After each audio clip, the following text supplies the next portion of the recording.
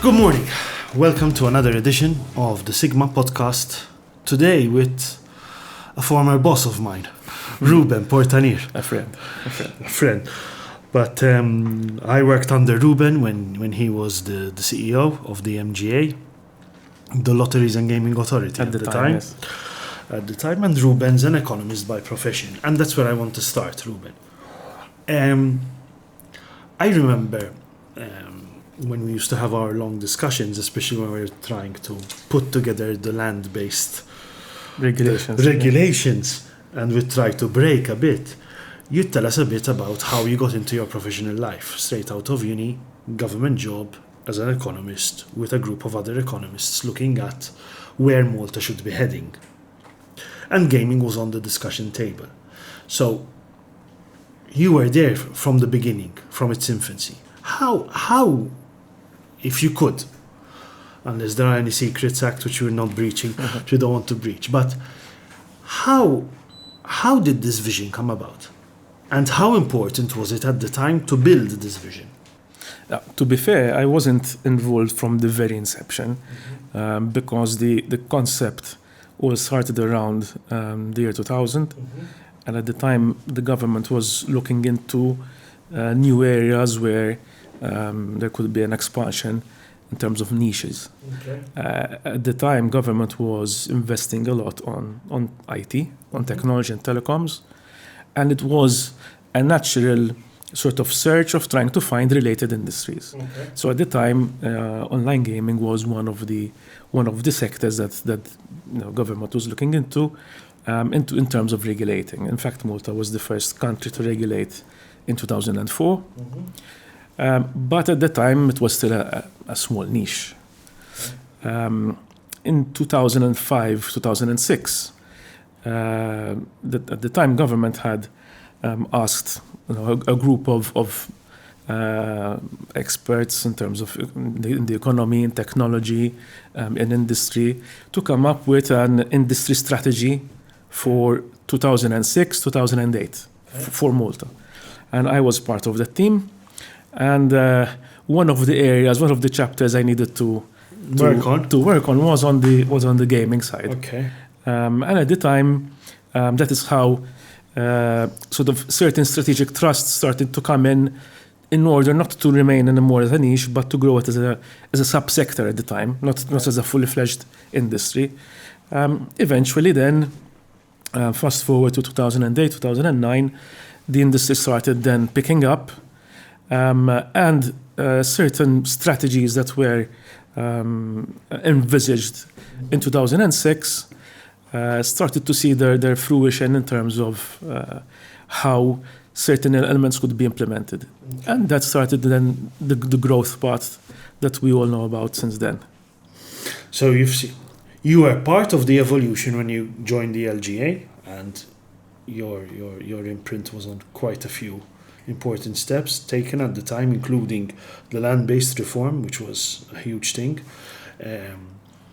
But how have you seen the industry change all throughout? So we're talking of a span of 20 years, yeah? Yeah, but you've seen it all. Yeah, but in 20 years, it was light speed. How the sector started in 2004, 2006, and how it is today is a completely different sector. Okay.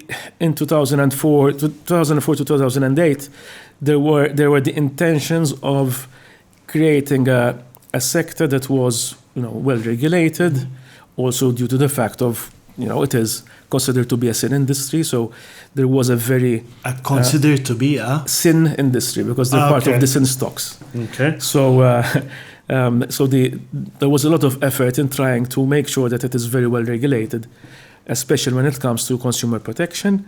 But then we've seen that after 2008, 2009, there was a complete revolution from a technology point of view. So before, everything was quite basic, to be fair. By 2008, 2009, then we started seeing the first signs of cloud computing, for example, which again revolutionized the way how the gaming industry was processing its data. We started then seeing the advent of AML coming up at a stronger pace within the EU, then leading to in 2012 that even the gaming industry would become, a sector that would be regulated fully fledged from the AML point of view. Malta had already the basis for that because from the 2004 regulations there were AML provisions, but obviously in 2012 it became much stronger. I think after 2012 then we started seeing as well innovation in terms of games, in terms of the interaction with the player, whereby before it was a very flat experience, a very flat experience. But now now I've been hosting these podcasts for over a year, and a few weeks ago we had JJ Gutt on the podcast. And yes, we will be doing a part 3 for all the viewers out there. Yes, we will do another episode with JJ. The feedback was really positive, so thank you so much about that. But JJ was telling us how AI has now been brought into the sphere of gaming in order to assist in personalizing each and everyone's journey. So that seems to be the route we're taking on a, let's say, commercial level, more personalization, right? Yes, AI is not only being used for personalization, for many other reasons. So, for instance, customer support. There's a lot of work being done from the AI front on the profiling of players, not really from a marketing perspective, but in order to avoid problem gambling instances. So through AI, you would actually recognize certain patterns that you have with certain players. That will assist you. And facilitate the early detection, which is quite important. Do you think that such a development happened because of regulations, because of the manner in which, for example, authorities, regulators enforce? Do you think that's one of the reasons? Without wanting to mention specific names. I think it's a multitude of facets that we need to look into why the industry is investing so much, even on the responsible gaming front and combining AI. One, definitely there's the reputational element. The sector within, people within the sector consider the online gaming to be, very highly regulated, very serious, but people outside of the sector do not consider it as such. The reputation is not very good. They don't realize actually what's going on. They think operators are there. So these initiatives definitely are aimed also from a reputational point of view. However, they're also based on a commercial element because... In what sense? Because an operator who wants long-term profits will not seek short-term super profits. It's a concept from economics, but what happens is I can obtain super profits in a very short time by exploiting players. But is that sustainable? But it's not sustainable because you will lose that player eventually. You will gain a reputation that what you're trying to do is just squeeze people, and it's not more an entertainment platform, but is there as a platform that actually abuses of its customers. And nowadays, with social media, everything is instantaneous. So if you want long-term profits, you have to go for a responsible commercialization strategy. And having a very strong responsible gaming framework allows you then to also have long-term profits and have a sustainable business.